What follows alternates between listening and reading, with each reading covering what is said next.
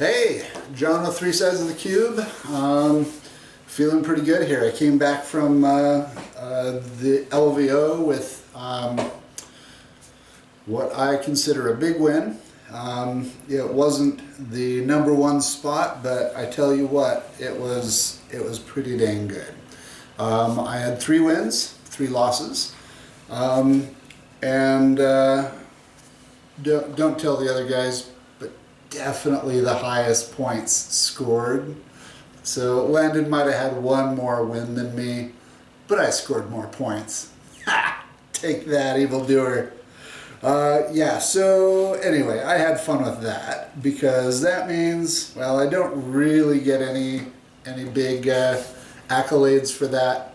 Landon gets bragging rights for the year, but it was great. I had so much fun. Anyway, results for me. I had an interesting first game. It was not the first game I wanted. I played my own army, Thousand Suns, only it was the Flamer Thousand Suns.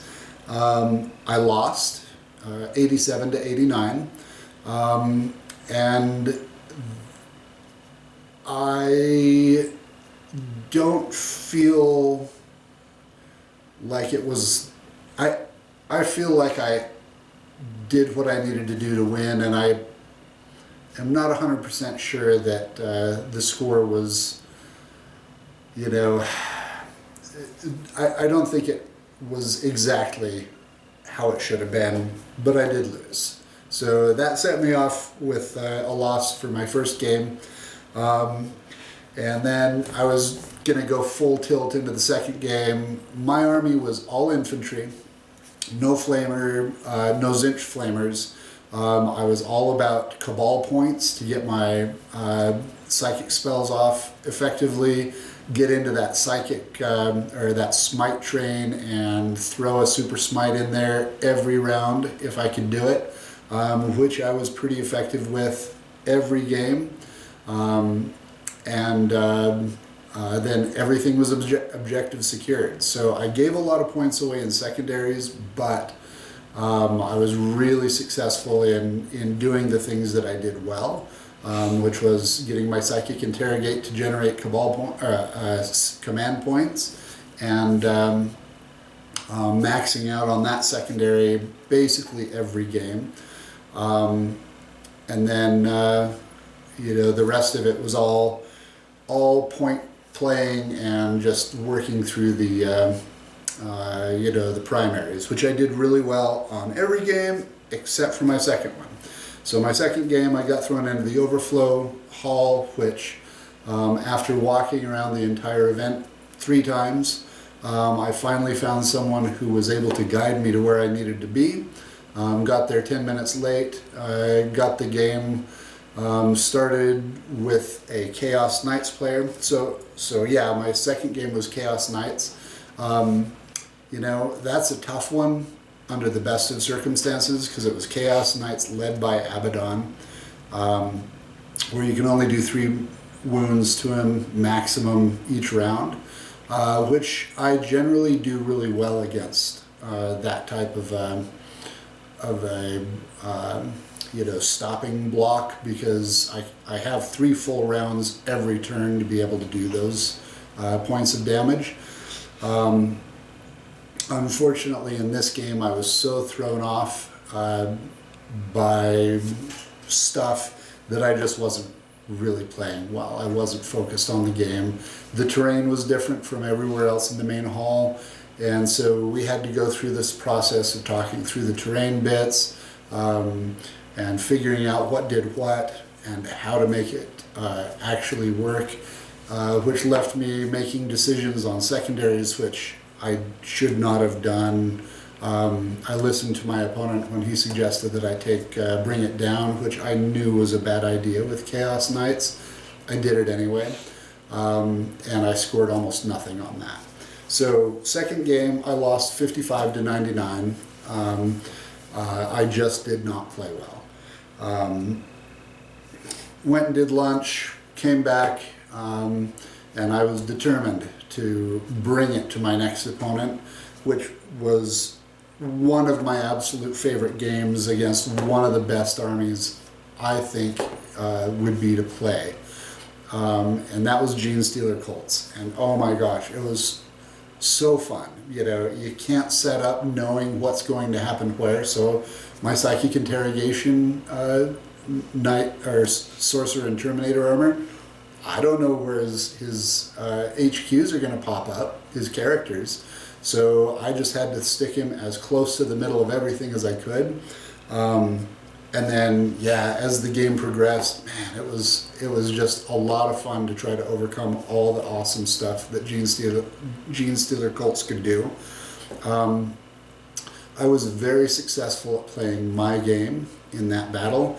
Infantry against my infantry army against swarms is kind of my strong point. And there was a lot of damage that I can do in my psychic phase, my shooting phase, against swarms, and it really paid off against the Genestealer Cults. I won 97-61. It was, like I said, it was one of the most fun games. It was super awesome. I really appreciated my opponent, who also seemed to have a good time playing the game. Day 2. We got in there, and I got to play the Blood Angels. First game, day 2, and I was determined to not lose to the Blood Angels. I didn't know that the Blood Angels were going to take the tournament at that point, but I knew that they had a big reputation to be really big players, and my opponent was no slouch. He was an excellent player. However, in deployment, I was able to pinpoint where his characters were, placed my Psychic Interrogate Sorcerer. I was able to so I got to go first, and first turn I got to throw a unit of rubrics right up in his face, 9 inches away, line of sight to his warlord, Dante. And then between smites and shooting, I wiped his warlord before he even got to use him. That made a huge impact on the rest of the game. I was able to nullify a lot of his attacks. I kept the back, it was a wide deployment, and I was able to totally screen him out until round 3, at which point I had done enough other damage and brought my army in I was able to deep strike into his deployment and get my points for secondaries there. It was a really good game, and that might have been my best played game, just because it was a really tough battle, and my opponent was really good. But I won that one 91-59. And having that first turn to go first really, that really set the tone for the rest of that game. My 5th game was against my nemesis. So here's what happened. After game 4, a whole bunch of people dropped out. Tons and tons of people. I was going to go up against Tau. And Tau against my Thousand Suns army is just cannon fodder for me. So they might have the shooting, but I can wipe out Tau really effectively with my psychic phase. So I was looking forward to that Tau matchup, and then they reposted the matchups and I got Tyranids instead.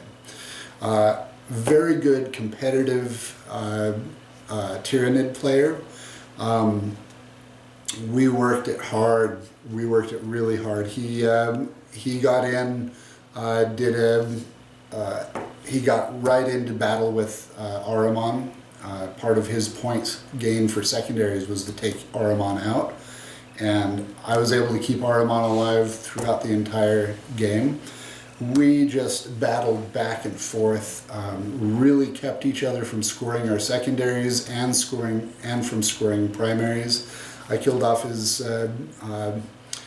Parasite of Mortrex, and before he even got to use his gargoyles, I wiped the entire unit, so that helped me just like kind of gain a foothold, but it wasn't enough. He beat me 55-52. Fantastic player. I got to see him on Sunday on the Championships Day. We chatted for a little bit. He was such a good guy. I can't wait to see him again. I hope to see him next year at the LVO, but also potentially in some other tournaments this year. We'll see how that goes. Really a back and forth great game. 52-55, he won. And then my last game was against the Dark Angels. That was a pretty tough game. The player was excellent. He was highly ranked. Tournament-wise, you know, at that point, we both had lost 3 games, which, you know, meant that it was our make or break on coming out even. And yeah, I ended up beating him 94-75, so he did really well. I was just able to play the game just a little bit better, and I got him. You know, my ultimate, let me see, I think my final ranking was, I ranked 371. Again, I scored more points than anybody else in the team. But yeah, I ranked 371 out of 1,000 players. I'm very proud with the work of the work I did over there, and being able to get 3 wins out of 6 games. Again, played some great opponents, had a ton of fun. Got to see myself on the Frontline Gaming stream on Sunday. That was pretty fun. Yeah, just a great experience. Definitely going again next year.